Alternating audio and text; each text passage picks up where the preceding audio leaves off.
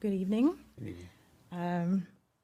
Good evening, Senator Przansky and members of the Judiciary Committee. My name is Alisha Overstreet.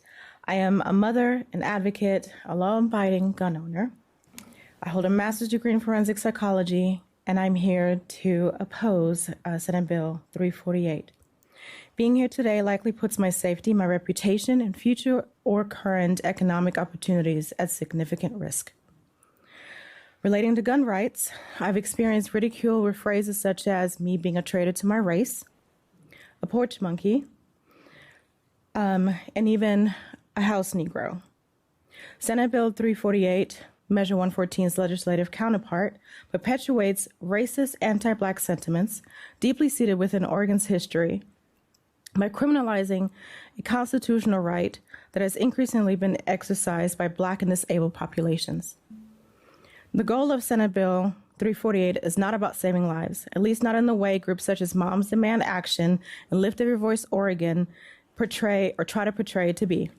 Black people and individuals with developmental and or mental health disabilities are disproportionately represented in Oregon's correction system.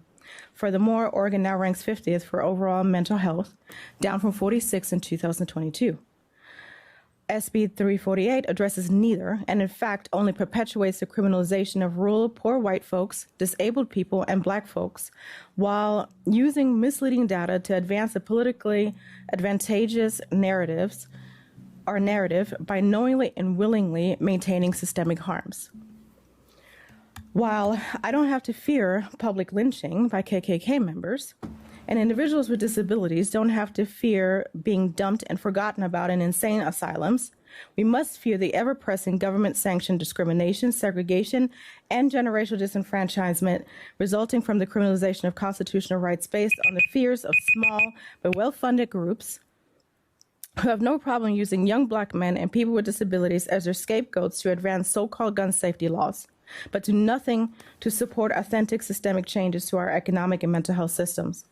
As Samuel Thurston, an Oregon delegate to Congress, once stated, "This is a question of life and death to us in Oregon," when speaking to the extraordinary need to pass Black exclusion laws. Alisha, I need you to wrap up, please. Yes, I will do so. Thank you. Conversely, today's narrative around gun control laws proposed in Oregon, it's about saving lives. But whose lives are actually meant to be saved? And lastly, I will say, may I remind this public body that it is not a crime to be poor or disabled, and since 1925, it is no longer unconstitutional to be Black in Oregon. And those of us who are poor, Black, or disabled have a constitutional right to bear arms, regardless of anyone's personal belief. The U.S. and Oregon constitutions protect my right to bear arms. Therefore, if the intention is to prevent gun violence and to save lives, be sure to weigh whose lives this bill will actually save and whose lives will forever be harmed by the perpetuation of racist, systemic, and economic oppressions through gun control laws such as SB 348. Thank you for your testimony. We're going to go with Jim Jagger.